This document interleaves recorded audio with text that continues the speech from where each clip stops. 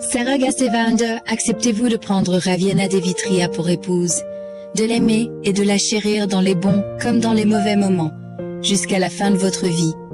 Sans la moindre hésitation, Ragas posa sur Diana un regard profond et répondit d'une voix ferme. « Oui, je le veux. » Le prêtre se tourna alors vers Diana. « Ravienna Devitria, acceptez-vous de prendre Ragas pour époux, de l'aimer et de le soutenir dans les bons comme dans les mauvais moments, jusqu'à la fin de votre vie. » Diana sourit, les yeux brillants d'émotion. « Oui, je le veux. » Le prêtre hocha la tête. « Par ces mots, vous êtes désormais officiellement mari et femme. L'époux peut embrasser l'épouse. » Ragas afficha un large sourire avant d'attirer Vienna dans ses bras. Leurs lèvres se rencontrèrent dans un baiser chaleureux et tendre, chargé de promesses et de bonheur. De forts applaudissements retentirent, accompagnés d'acclamations des invités qui assistaient à la consécration de leur union. Au bout d'un moment, Ragas regardait Vienna avec des yeux emplis de gratitude. « Je t'aime, Vienna, tellement. » Vienna sourit, caressant doucement le visage de son mari. « Je t'aime aussi, pour toujours. » Et sous les lumières scintillantes et le bonheur ambiant, leur histoire commença. Non pas comme une fin, mais comme le début d'une nouvelle vie qu'ils vivraient ensemble. Fin. Enfin terminé. Une jeune fille allongée dans sa chambre de dortoir contemplait avec tendresse le roman posé sur ses genoux. La fin qu'elle avait obtenue était exactement celle qu'elle espérait. Oh, enfin, après tout ce temps, vous êtes remariés tous les deux, dit-elle joyeusement. Elle s'appelle Dena, étudiante en dernière année de génie électronique, très occupée à terminer sa thèse. Mais depuis cet après-midi, la jeune fille passait son temps à lire un roman qu'elle avait acheté la veille, jusqu'à minuit. Dommage pour Gariel. Si beau, mais il finit en cadavre, marmonna Dena en posant le roman sur sa table de chevet. Dena est une accro au roman d'amour. Le livre qu'elle vient de terminer s'intitule Mafia's Love.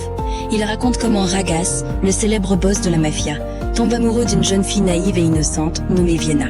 Ils affrontent de nombreux obstacles jusqu'à ce que Ragas parvienne enfin à conquérir Vienna.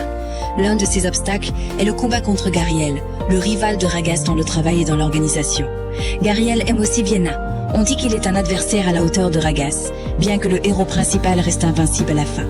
Gariel finit par mourir sous les coups de Ragas, et son organisation mafieuse est absorbée par ce dernier, rendant le personnage de Ragas encore plus dominant. À en juger par les illustrations du roman, Dena trouve que Gariel et Ragas sont tout aussi bons l'un que l'autre. Leurs passés sont également puissants. Dena éprouve une certaine pitié pour Gariel, dont on dit qu'il vient d'une famille brisée. Sa mère est morte sous les coups de son propre père, puis ce dernier est devenu fou et a continué à torturer Gariel, jusqu'à ce que celui-ci élimine l'homme de ses propres mains. En matière de romance, Gariel est également malchanceux. Vienna choisit Ragas plutôt que lui, car la façon d'aimer de Gariel est erronée.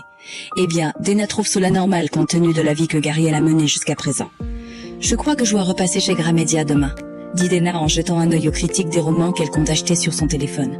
Puis son regard se posa sur l'ordinateur portable encore allumé sur son bureau d'études. Dena grimaça doucement. « Oh, bon, plus de romans pendant quelques jours. Ma chère thèse m'attend, soupira-t-elle, fatiguée. Dena s'approcha de son ordinateur pour travailler sur sa thèse.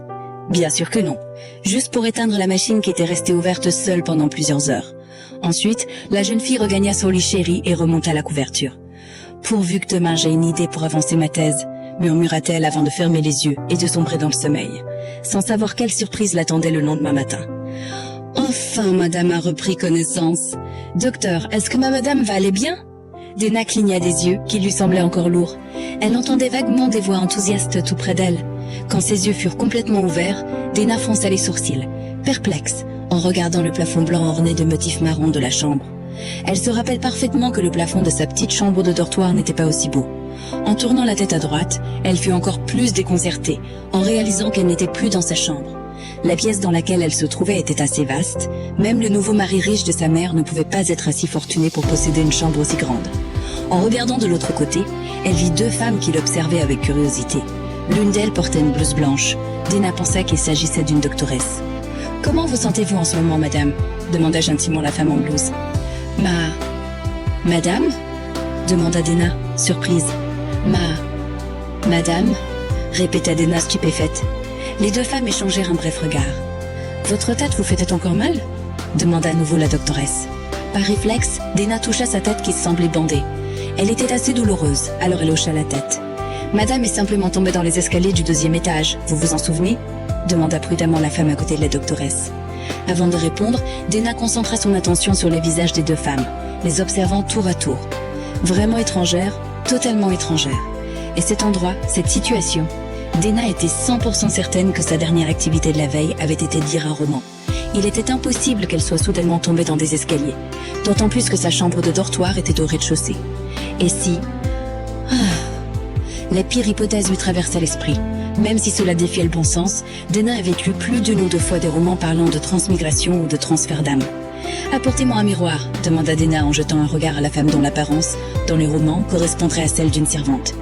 Celle-ci parut surprise, mais hocha immédiatement la tête, prit un miroir sur la coiffeuse et le tendit tout de suite à Dana. « Voici, madame. » En voyant son visage dans le miroir, Dana ne put cacher sa stupeur. Ses lèvres s'entr'ouvrirent tandis qu'elle observait le portrait de quelqu'un dans ce miroir. « Ça va ?»